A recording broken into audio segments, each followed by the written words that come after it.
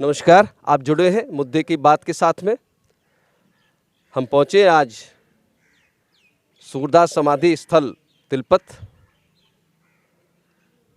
जहाँ पर 23 जनवरी को भारत बचाओ अभियान आंदोलन के तहत एक महा पंचायत होनी है, एक डिजिटल पंचायत होनी है। उनकी 5 मुख्य मांगें हैं, जैसे कि जनसंख्या नियंत्रण कानून बनवाना, अवैध घुसपैठ रोकने के लिए कठोर कानून बने, समान शिक्षा देश में लागू हो, समान नागरिक संहिता लागू हो देश में, धर्मांतरण रोकने के लिए कठोर कानून बने। और इस मुहिम से जुड़े हुए जो लीड कर रहे हैं अरविंद त्यागी जी और DK शर्मा जी पहुँचे हमारे साथ में। इनसे जानेंगे जो इन्होंने आंदोलन छेड़ा हुआ है, इसकी बारीकी के बारे में जानेंगे। आखिरकार इन्होंने ये मुद्दा क्यों उठाया है और ये क्यों ज़रूरी है। नमस्कार त्यागी जी, आप जुड़े हैं मुद्दे की बात के साथ में, आपका स्वागत है। सबसे पहला प्रश्न आपसे यही है कि जो आपने 5 मांगें उठाई हैं सरकार से, 5 कानून बनाने की बात कर रहे हैं, तो इसके लिए आपने तिलपत को ही क्यों चुना? नमस्कार जी। देखिए, तिलपत वो गांव है जिसका उल्लेख भगवान श्री कृष्ण ने महाभारत काल में अपने मुख से किया। तो जिसका वर्णन भगवान श्री कृष्ण ने कर दिया, तो उस स्थान को कैसे छोड़ा जा सकता है। तो ये ऐतिहासिक नगरी है, महाभारत काल से इसका उल्लेख है। उससे पहले गांव तो पहले ही रहा होगा, लेकिन जिसका उल्लेख भगवान श्री कृष्ण ने कर दिया, वहीं से अगर संघनाद किया जाए तो इससे उत्तम क्या बात होगी। और 23 जनवरी चुनने का पीछे एक बड़ा कारण था कि तिलपत के समीप ही इंद्रप्रस्थ गुरुकुल है। नेताजी जब अंग्रेज़ों के दमन से इधर उधर भाग रहे थे, बसते क्रांतिकारी तो ऐसे दौड़ते भागते रहे, उन्हें रुकने की जगह कहाँ मिली, तो इंद्रप्रस्थ गुरुकुल ने उनको शरण दी थी। तो इसलिए 23 जनवरी को चुना गया कि उनकी कर्मभूमि भी नेताजी की ये क्षेत्र रहा है। तो उनको नेताजी को फूल पुष्प जो अर्पित करने की देने की बजाय कर्म से श्रद्धांजलि अर्पित की जाए तो वो एक उत्तम रहेगा। तो इसलिए स्थान हमने तिलपत का चुना, क्योंकि कहीं ना कहीं दिल में बात बसी भी हुई है कि फरीदाबाद तो ये बहुत बात का नाम है, एक ऐतिहासिक पहचान जब शहर के पास में है तो उसी नाम से शहर को जाना जाए और इस जो ज़िले का नाम है वो तिलपत से हो जाए। तो ये कहा जाए आपकी 5 की 6 मांगें हैं कि फरीदाबाद का नाम जिला तिलपत में नाम परिवर्तन हो। देखिए, ये जो छठी बात जो मांग आप बोल रहे हो, ये तो स्थानीय मांग और पहले से उठती आई है। ऐसे नहीं कि हम कहेंगे कि हमारे इसमें लोगों ने पहले प्रयास किया है तो ये उनका कहीं अनादर होगा कि ये हमारी मांग है। ये मांग फरीदाबाद में रह रहकर बार बार उठती रही है। यह कि अभी ये राष्ट्रीय कार्यक्रम है, ये 5 मांगों का ये होना ही है, तो इसको क्यों ना तिलपत में किया जाए और अपने इतिहास को पुनः एक बार लोगों के संज्ञान में लाया जाए। ये 5 जो मांगें हैं आपकी, इन पर थोड़ा बिंदुवार प्रकाश डालिए, क्यों महत्वपूर्ण है देश के लिए? देखिए, जब हमारा जो देश जब आज़ाद हुआ तो एक समानता की बात करी गई। गांधी जी ने बोला कि अंतिम आदमी तक जब विकास पहुंचेगा तब मैं उसको स्वतंत्र मानूंगा, कुछ ऐसे उनके शब्द थे। शब्द थोड़ा इधर उधर हो सकते हैं। तो इसलिए कि समान शिक्षा पर जो बड़े जो धनाढ़ लोग हैं उन्हीं का अधिकार है। जहाँ पर नेता का बच्चा पढ़ रहा है, वहाँ गरीब बच्चा का सरकार नहीं पढ़ा सकते हैं, पर किताब तो एक कर सकती है। समान शिक्षा में हमारा यही है कि पूरे भारत के अंदर एक सिलेबस तैयार किया जाए। जब एंट्रेंस के लिए एक पेपर होता है तो परीक्षा के लिए भी एक पेपर हो। तो जो CBSE से लोग पढ़ रहे हैं, बड़े बड़े स्कूलों में लोग पढ़ रहे हैं, वो एंट्रेंस में पास हो जाते हैं, और जो गरीब बच्चे हैं जो बहुत ज़्यादा योग्य हैं वो पीछे रह जाते हैं। यदि एक जैसा पूरे देश का सिलेबस होगा, भाषा अलग अलग हो सकती है लेकिन सिलेबस पूरे देश का 12वीं तक का होना चाहिए, जिससे एंट्रेंस में सबको समान। मदरसों में भी वही पढ़ाई होनी चाहिए। हाँ, मदरसों में भाई मदरसे भी तो शिक्षा का केंद्र ही है। और जब पूरे देश की बात कर रहे हैं तो मदरसे से बाहर कैसे, वो भी ज्ञान का प्रसार करते हैं, तो वहाँ भी एक जैसे ज्ञान प्रकाश पर, वरना मुस्लिम वर्ग पीछे छूट जाएगा। हम तो सबको समानता की बात करें, सबको साथ लेकर बात कर रहे हैं। दूसरा एक जनसंख्या का आपका है, जनसंख्या नियंत्रण की कानून की मांग कर रहे हैं। देखिए, ये आप भी जानते हैं कि कागज़ों में भले ही हम ये कह लें कि हम विश्व में दूसरे स्थान पर हैं, लेकिन क्योंकि हमारे यहाँ कागज़ों में पूरा देश समाहित नहीं हो पाया, आज तक नहीं कर पाई है, हम दुनिया की सबसे पहली बड़ी आबादी हैं। बड़ी आबादी बहुत बड़ी बात है जी। तो हमारे पास पानी सीमित है, भूमि सीमित है, जंगल सीमित हैं, ठीक है जी। और जहाँ देखो मनुष्य मनुष्य फैला जा रहा है। अगर ये प्रकृति का हमने दोहन कर दिया तो मनुष्य का जीवन भी असहज है। और आज वो दिख भी रहा है, दिल्ली तो गैस चैम्बर कई बार बन गया, कानपुर को पहला स्थान प्रदूषण में मिल गया। इसका कारण क्या है? इसके पीछे बड़ा कारण जो है वह जनसंख्या विस्फोट है। सरकार कहती नहीं कि जनसंख्या विस्फोट होगा, मैं कहता हूं जनसंख्या विस्फोट जो है वो हो चुका है। बेरोजगारी के कारण भी एक जो है जनसंख्या विस्फोट है। और आप देश की कोई भी समस्या उठा लीजिए, ठीक है जी, जनसंख्या उसमें से आपको हर जगह पर एक घुन की तरह लगा हुआ मिलेगा। यूँ कह सकते हो जो दूसरी मांग आपकी है, तीसरी मांग घुसपैठ को रोकने के लिए जो कठोर कानून की बात कर रहे हैं आप, जो आप वैसे तो दूसरे स्थान पे आबादी के मामले में अगर आंकड़ों की बात की जाए, लेकिन जो अगर ग्राउंड रिपोर्ट की बात करें तो वो अवैध घुसपैठ कहीं ना कहीं नंबर 1 बना रही है हमको। नहीं, वो तो है ही है। जो ये 5 करोड़ की फिगर देती है सरकार की, 5 करोड़ के आसपास की फिगर देती है कि 5 करोड़ घुसपैठी हैं, कहीं ज़्यादा है, इतने तो सगै नज़र में। लेकिन हमारे जो देश के अंदर की जो जनगणना वो भी पूरी नहीं है। आज भी हम पूरे देश के आधार कार्ड नहीं बना पाए हैं, ठीक है जी। बहुत बड़ा वर्ग देश का आधार आज भी छूट रहा है, जो बुजुर्गों के नहीं जा पाए, ठीक है जी। कई बच्चों को स्कूल में भी आवश्यकता नहीं पड़ी तो उन लोगों ने नहीं बनवाया। तो उस तरीके से आज भी हम जो है पूरे देश को उसमें कागज़ पे ले नहीं पाए हैं। देश हमसे बहुत बड़ा छूट रहा है। और जो आपने घुसपैठ का जिक्र किया, घुसपैठ देश के विकास में खाली आर्थिक रूप से बाधा नहीं है। अब जो कश्मीर के अंदर जो इतनी बड़ी सेना पड़ी हुई है हमारी, इतना खर्चा किसी जंग में नहीं होगा जितना हम कश्मीर के ऊपर खर्चा कर रहे हैं। उसका कारण ही कि घुसपैठ ही आ जाते हैं, उपद्रव मचाते हैं, उसी के लिए तो कर रखा है। त्यागी जी, वैसे तो घुसपैठ पे कानून है, पर किस तरह के कानून की बात कर रहे हैं आप?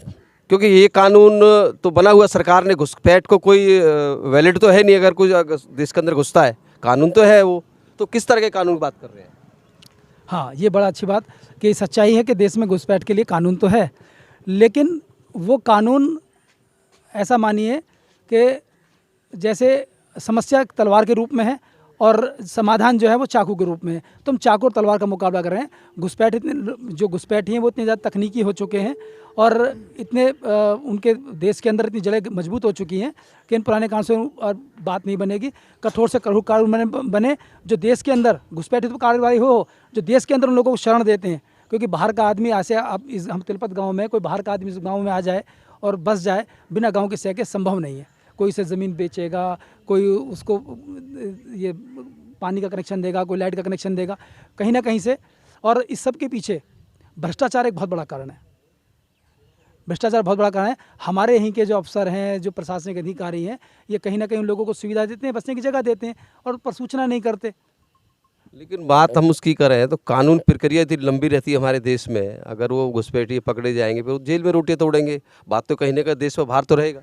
नहीं, देखिए, अगर ये बात सही है आपकी, लेकिन जहाँ कठोर कानून होता है ना, तो मान लो कहीं से 1 लाख घुसपैठी एंट्री कर गए और उन घुसपैठियों को एंट्री करने में से अगर आपने 10,000 घुसपैठियों पे सख्त कार्रवाई कर दी और उनको प्रवेश देने वालों पे सख्त कार्रवाई कर दी, तो वो जो बाकी 90,000 है ना, वो अपने आप रास्ता देख के भाग जाएंगे।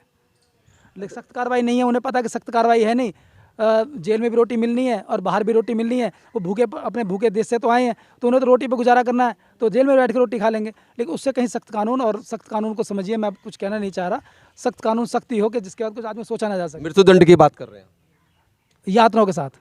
यातनाओं के साथ। अच्छा, एक अहम सवाल इसमें त्यागी जी ये है कि भाजपा सरकार है जो केंद्र में भी है, हमारे स्टेट में भी है, तो ये तो उनके अहम मुद्दे रहे हैं और ये सरकार पे छोड़ देना चाहिए आपको। सरकार पूरा करेगी उनको, क्योंकि ये भाजपा के मुख्य मुद्दों में रहे, जो उनका वर्षों का संघर्ष रहा है इन्हीं मुद्दों पर रहा है। तो आप ये बात सरकार पे छोड़ दीजिए। देखो, आपने सवाल बड़ा सुंदर किया, आप बड़ी बुनियादी तरफ ले गए कि जब बीजेपी विपक्ष में थी ना, तो उसके मुद्दे थे। आज जो सरकार है, बीजेपी नहीं है, पहली बात तो ये। और मैं आपका ध्यान इस तरफ ले जाना चाहूँगा कि आपकी माँ ने भी आपको बिना रोए कभी दूध नहीं पिलाया, तो ये सरकार कैसे आपके दर्द को बिना रोए समझ लेगी? जब सरकार की पीड़ा थी ये ठीक है जी, तो विपक्ष में थे, तो जब सरकार की पीड़ा, विपक्ष में रहते हुए पीड़ा थी, तो ये मुद्दे को उठाते थे। आज सरकार में है, आज इनकी पीड़ा सिर्फ शासन चलाना है, मुद्दे नहीं है। इसलिए मैं आपका ध्यान लेना चाहूँगा कि जब तक हम लोग अपना एक दबाव नहीं बनाएंगे, जनता अपनी आवाज़ को सरकार के कान तक नहीं पहुँचाएगी और बार बार नहीं पहुँचाएगी। उसी प्रकार जैसे माँ के सामने बच्चा बार बार रोता था जब माँ उसे एक बार छाती से लगा के दूध पिलाती थी, उसी प्रकार से। और मैं आपको एक बात और बता दूं कि गन्ना अपने खेत का हो चाहे दूसरे खेत का, जब तक उसको पेला नहीं जाता, जब तक रस नहीं देता। तो जो आज लोग कहते हैं कि राष्ट्रवादी सरकार है, उन राष्ट्रवादी लोगों के लिए मैंने बात बोली है कि सरकार आपको लगता है अगर यदि आपकी है तो आपको मुखरता से बात बोलनी पड़ेगी और ज़ोर से बोलनी पड़ेगी, क्योंकि सरकार को 7-8 साल हो चुके हैं। कहीं ऐसा ना हो कि ये मुद्दे फिर जाकर विपक्ष के हाथ लग जाएं, फिर आप नई सरकार ढूंढते फिरें। तो ये सीधा सीधा आरोप है सरकार पे, आप पे, भाजपा सरकार पे यही आरोप है कि सरकार ने जो मुद्दे उठाए सत्ता पाने के लिए उठाए, गंभीरता से नहीं लिया है, क्योंकि आप सेकेंड टेन्योर चल रहा है उनका। हाँ हाँ बिल्कुल, इसमें गुजारा नहीं। और मैं एक बात और बता देता हूँ आपको, अगर आप देखें समान नागरिक संहिता की देखें तो जो लोग इस कानून को जो संविधान बनाने वाले लोग थे वो लोग कौन थे? वो सारे कांग्रेस कमेटी के लोग थे। तो डर तो उनमें भी था, जब भी तो उन्होंने इसके अंदर कहा भी एक समान नागरिक संहिता देश में लागू होनी चाहिए। उस टाइम हालात नहीं बन पाए, भविष्य में हो जाएगी। सुप्रीम कोर्ट भी बार बार धाड़ के आंसू निकाल के रो रहा है कि इसको लागू करो, ये नीतिगत निर्णय है, पार्लियामेंट से लागू हो। तो ये कह देना कि बीजेपी का मुद्दा है, कांग्रेस का मुद्दा नहीं, ये राष्ट्र का मुद्दा है, राष्ट्र की आवश्यकता है, इसको पार्टी से ऊपर उठ के देखा जाए। ठीक है जी। जनसंख्या के ऊपर तो जो है इमरजेंसी में कांग्रेस ने बहुत बड़े कदम उठाए थे, बाद में बीजेपी ने मुद्दा ले लिया। तो मेरा आग्रह ये है कि आप जैसे जो बौद्धिक लोग हैं, समाज की आवाज़ उठाते रहते हैं, इनको पार्टी से ऊपर उठ के आवाज़ को उठाइए और ये बीजेपी और कांग्रेस से ऊपर उठकर इसको देश की आवाज़ बनाइए। और भारत बचाओ आंदोलन ने जो मुहिम छेड़ी है वो किसी पार्टी पक्ष से ऊपर उठकर इसको जनता की आवाज़ बनाने के लिए इस मुहिम को छेड़ा है। और ये कहीं जनता के दर्द हैं। पार्टियाँ तो देखो मुद्दों को कैश करती हैं, चाहे कोई सी पार्टी हो। आज तो राहुल जी भी रुद्राक्ष की गले में माला डाल के घूम रहे हैं, मंदिर घूम रहे हैं, बीजेपी वाले मंदिर के चक्कर काट रहे थे, कल ही मस्जिद भी जाने लगेंगे। देखो अक्सर ऐसा होता है कि जब ऐसे मुद्दों को छेड़ा जाता है तो उनको एंटी मुस्लिम कह दिया जाता है। कहीं ऐसा तो नहीं भाजपा सरकार भी अब उसी डिफेंसिव मोड पर आ गई हो कि कहीं उनके ऊपर एंटी मुस्लिम का ठप्पा ना लग जाए, इसलिए नहीं कर पा रही है उनको? देखो ये तो सोचना उनका है, ये सोचा हमारा थोड़ी ना। वो भाई ये मैं इस बात पे कहना चाहूँगा कि अगर ये धार्मिक मुद्दा है तो इस बात को लाल किले के प्राचीर से हमारे प्रधानमंत्री जी ने कई बार बात बोली, मन की बात हर महीने बोलते हैं, किसी भी एक बड़े मंच से वो इस बात को बोलते हैं कि ये मुद्दा धार्मिक है, राष्ट्रीय नहीं है, हम इस आंदोलन को वापस कर लेंगे। ये समस्याएं वास्तव में राष्ट्रीय समस्याएं हैं। इनको धार्मिक चोला पहनाकर इनको कहीं ना कहीं दबाने का प्रयास किया जाता है, कुछ लोगों के जिनके अपने कुछ हित पूरे होते हैं उस आधार पर। वरना ये कांग्रेस भी जानती है, 6 की 6 राष्ट्र पार्टी जानती है, बीजेपी भी जानती है कि ये राष्ट्र की आवश्यकता है। आज नहीं तो कल इस सरकार को पूरा करने पड़ेंगे और जितना जल्दी ये मुद्दे हल हो जाएं उतनी जल्दी देश पे से कुछ भार कम होगा। देश जाति धर्म पार्टी से ऊपर देश है, राष्ट्र है, इसलिए राष्ट्र से जुड़े मुद्दे हैं, आप इनको उठा रहे हैं। धन्यवाद आपका। आप जुड़े हुए थे अरविंद त्यागी जी के साथ में। अब हम इस बारे में थोड़ा सा चर्चा, डीके शर्मा जी पूर्व सेना अधिकारी हैं और उनसे पहले भी बातचीत की थी हम, तो एक संक्षिप्त में उनका भी एक इस पे वो लेंगे राय। शर्मा जी आप जुड़े हैं मुद्दे की बात से। देखिए कौशिक जी, मुद्दे की बात ने जो ये उठाया है और बहुत विस्तार से अरविंद जी ने इसे बोला, मैं इसमें थोड़ा सा ये जोड़ूंगा कि हम जिस चीज़ को कह रहे हैं कि समान शिक्षा में ही सब कुछ समाहित है। यदि हम घुसपैठ को रोकना चाहते हैं, हम भ्रष्टाचार को रोकना चाहते हैं, तो हमारी ऐसी शिक्षा होनी चाहिए कि हम लालच से दूर रहें। जो हमें शिक्षा का मतलब केवल अक्षर ज्ञान नहीं है, हमारे अंदर सामाजिक शिक्षा और संस्कार भी होने चाहिए। जिस तरह से हम अपने और इसी तरह से हमारे धर्मांतरण की जो बात है उस पर रोक लगाने के लिए, वो भी हमारा शिक्षा से जुड़ा हुआ है। यदि हमारे अंदर शिक्षा ठीक होगी, अपनी पूजा पद्धति को हम अपने आप अपनाएंगे, अपनी पूजा का हम सम्मान करेंगे, तो दूसरे की पूजा पर किसी पर हम कोई आघात नहीं करेंगे और किसी तरह का धर्मांतरण नहीं होगा या विस्तारवादी नहीं होगा। इसी तरह से जैसे आपने बात कही थी मदरसों की, मदरसों में भी यही शिक्षा होगी। जब हम समान शिक्षा देंगे तो दूसरी कोई शिक्षा जो विध्वंसकारी है उसको रोकेंगे, तो हमारे अंदर लालच नहीं होगा, हमारे अंदर भ्रष्टाचार नहीं होगा, तो हमारे यहाँ घुसपैठ भी नहीं होगी, हमारा देश खुशहाल होगा, किसी तरह के अपराध जो होंगे उनमें बहुत कमी आएगी। धन्यवाद। समान नागरिक संहिता जो है कानून, वो इन सबसे पहले अहम है, क्योंकि कहीं ना कहीं वो एक डिफरेंस पैदा करता है कि ये इस पे लागू होता है, ये इस पे लागू नहीं होता, इनके लिए ये है, इनके लिए वो है। इसके लिए भी कुछ आप देखिए, मैं जैसे कह रहा था कि समान शिक्षा जो है, यदि हम शिक्षित हो जाएंगे तो अपने आप ही सभी कानूनों का और सभी संहिताओं का हम पालन करेंगे और उसकी हमें शायद ज़रूरत भी ना पड़े। अगर वो बनी है तो उसका पालन पूरी तरह से होना चाहिए। बनी आज भी बहुत सारे कानून बने हैं, लेकिन उनकी पालना लालच के बस, भ्रष्टाचार के बस नहीं होती, और हमारे संस्कार और हमारी शिक्षा ही लालच को और भ्रष्टाचार को कम करेंगे। धन्यवाद। हमारे साथ जुड़े हुए हैं गांव तिलपत से ही हैं, राधे श्याम शर्मा है और समाज सेवी हैं और समाज सेवी राष्ट्र से जुड़ी जितनी गतिविधियां उनसे जुड़े रहते हैं, चाहे गौ सेवा हो, चाहे और कोई धार्मिक गतिविधियां हो। और ये उसकी एक अहम कार्यकर्ता हैं जो जिन्होंने एक मांग उठाई थी कि तिलपत को फरीदाबाद ज़िले का नाम तिलपत पर हो, तो उनसे भी जानेंगे कि तिलपत के बारे में उनकी मांग क्या रही है और कहाँ तक उन्होंने इसको पहुँचाया अभी तक। सबसे पहले तो मैं कृष्ण कौशिक जी आपका धन्यवाद करता हूं, जो आप इसमें इतना बड़ा सहयोग कर रहे हैं। मुद्दे की बात का भी धन्यवाद करता हूं, मैं आपका बहुत बहुत धन्यवाद करता हूं। तिलपत एक महाभारत कालीन का अपना गांव है जो अपने पांडवों ने मांगा हुआ था। उन्होंने 5 गांव मांगे थे, उनमें से तिलपत एक गांव है। तो तिलपत एक धार्मिक गांव है और यहाँ दूर दूर से लोग आते हैं। मंगलवार को यहाँ इतना जमावड़ा लगता है भक्तों का। बाबा सूरदास का मंदिर है, आप सामने देख रहे होंगे, बाबा सूरदास का ये सामने मंदिर है। तो यहाँ धार्मिक स्थल है और मैं तो ये कहना चाहता हूँ कि किसी को आपत्ति नहीं होनी चाहिए तिलपत को फरीदाबाद का नाम देने के लिए। किसी देखा जाए तो जो 5 गांव मांगे थे कृष्ण भगवान ने, उनमें से 4 के नाम ऑलरेडी जिले हैं उनके नाम पे। ऐसे तिलपत ऐसा बचता है जिसके नाम पे जिला नहीं है। बिल्कुल ठीक बात है जी आपकी। तिलपत ही एक जो फरीदाबाद का नाम डला हुआ है, एक हमारी यही मांग है। जो 5 गांवों में से 5 गांव मांगे थे, उनमें से 4 गांवों के नाम ऑलरेडी ज़िले पे हैं।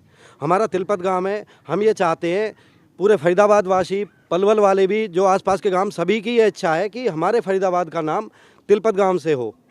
जो फरीदाबाद है हमारा, तिलपत के नाम से जाना जाए, ये हमारे लिए सौभाग्य की बात होगी। मैं इसके लिए आपका भी बहुत बहुत धन्यवाद करता हूँ और मैं यही कहता हूँ सबसे कि इस पे कोई आपत्ति नहीं होनी चाहिए। सभी भाइयों का सहयोग मांगता हूँ मैं कि फरीदाबाद का नाम तिलपत से जोड़ा जाए। धन्यवाद। आपने बहुत खूबसूरती से, बहुत सीमित समय में, सीमित शब्दों में अपने विचार प्रकट किए। आप जुड़े हुए थे मुद्दे की बात के साथ में। आपको जोड़ेंगे 23 जनवरी को महापंचायत होनी है। अगर आपने हमारे चैनल को सब्सक्राइब नहीं किया है तो इसको सब्सक्राइब कर दें। फेसबुक पे हमारा पेज है, उसको फॉलो कर दें आप। हम फेसबुक पर और यूट्यूब चैनल दोनों पर लाइव होंगे, ताकि सबसे पहले उस समय पंचायत में जो महत्वपूर्ण चर्चा होगी, जो मुख्य वक्ता होंगे, जो इस पर अपना पूरी जानकारी देंगे आपको, ताकि उनसे आप जुड़ सकें। आप जुड़े हुए थे हमारे साथ, हम आपको फिर जोड़ेंगे इसी कार्यक्रम के साथ 23 जनवरी को। धन्यवाद।